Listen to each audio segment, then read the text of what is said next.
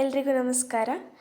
ಇವತ್ತು ನಾನು ಮಂಗಳ ಗ್ರಹದಲ್ಲಿ ಪುಟ್ಟಿ ಈ ಹಾಡನ್ನು ಹೇಳಲಿಕ್ಕಿದ್ದೇನೆ.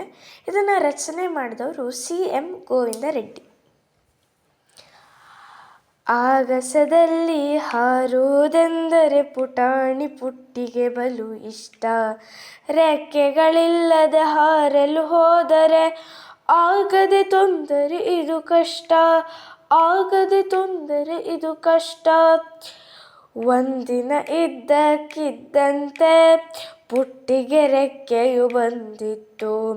ಹಕ್ಕಿಯ ಹಾಗೆ ಹಾರುವ ಮನಕ್ಕೆ ಹೆಚ್ಚಿನ ಹರುಷವ ತಂದಿತ್ತು, ಹೆಚ್ಚಿನ ಹರುಷವ ತಂದಿತ್ತು. ಕೂಡಲೇ ಪುಟ್ಟಿ ಠಣ್ಣನೆ ಜಿಗಿದು ಆಗಸದೊಡಲಿಗೆ ಹಾರಿದಳು. ಹಾರುತ್ತ ತೇಲುತ್ತ ಮುಂದಕ್ಕೆ ಸಾಗಿ ಚಂದ್ರನ ಮಡಿಲನ್ನು ಸೇರಿದಳು, ಚಂದ್ರನ ಮಡಿಲನ್ನು ಸೇರಿದಳು.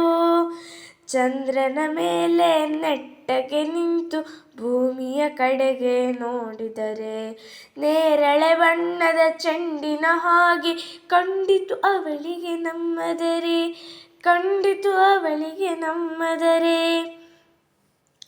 ಚಂದ್ರನ ಬಿಟ್ಟು ಮೇಲಕ್ಕೆ ಹಾರಿ ಸೇರಲು ಮಂಗಳ ನಂಗಳವ ಕೆಂಪಗೆ ಬಣ ಬಣ ಗುಟ್ಟುತ್ತಲಿತ್ತು.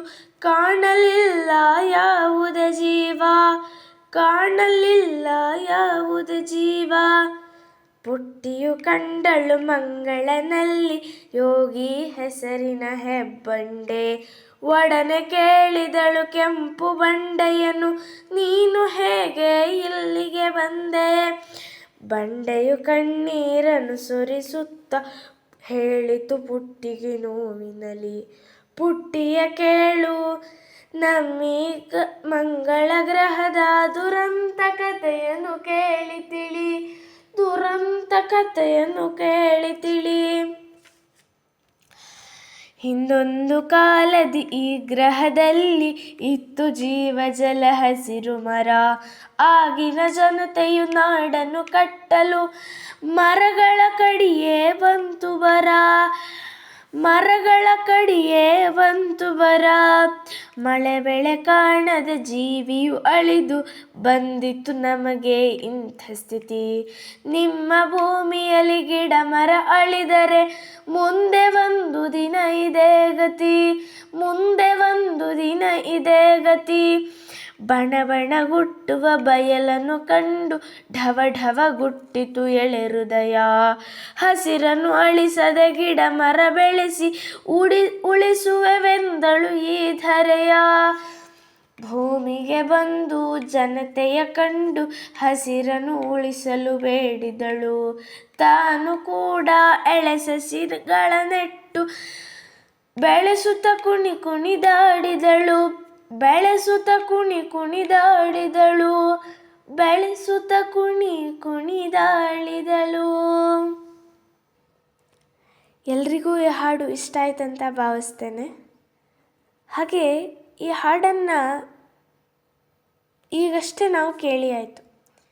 ಈಗ ನಮ್ಮ ಭೂಮಿಯಲ್ಲೂ ಕೂಡ ತುಂಬಾ ಮರಗಳನ್ನು ಮನುಷ್ಯರು ಕಡಿದು ಅಂದರೆ ಕಾಡುಗಳನ್ನು ನಾಶ ಮಾಡ್ತಾ ಇದ್ದಾರೆ.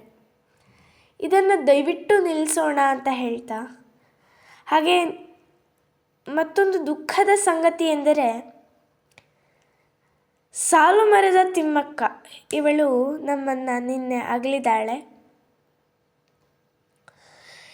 ಇವರು 114 ವರ್ಷಗಳ ಕಾಲ ಈ ಭೂಮಿಯಲ್ಲಿ ಇದ್ದು 1000ಕ್ಕೂ ಹೆಚ್ಚು ಮರಗಳಿಗೆ ತಾಯಿಯಾಗಿದ್ದಾರೆ.